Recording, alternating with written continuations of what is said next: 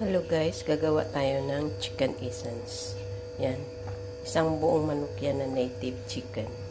Lalagyan natin ng ginger. Ito yung ating double boil. Yan. Diyan tutulo dyan yung essence ng chicken. Yan. Lagyan natin ng ginger. Ayan guys, wag takpan yung butas kasi dyan tutulo yung ng manok cheese essence. Ilagay na natin yung ating chicken dito. Yan. And guys, natapos na natin maglagay. Ayan, takpan natin. Ayun, tinakpan na. Isa pang takip. Ayan. Ready na siya.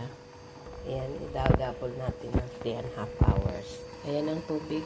Malapit ng kumulo. Ipasok na natin. Yan, ipasok natin dito. Ayan na, ipasok na. Ayan.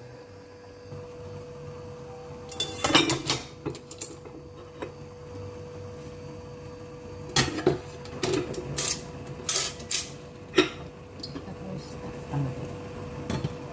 Ayan.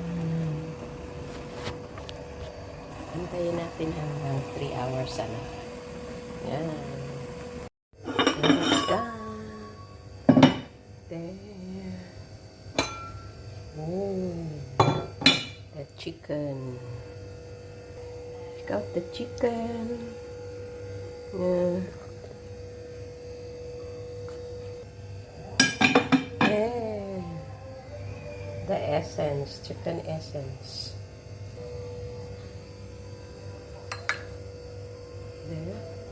There is only 2 bowls of the chicken essence.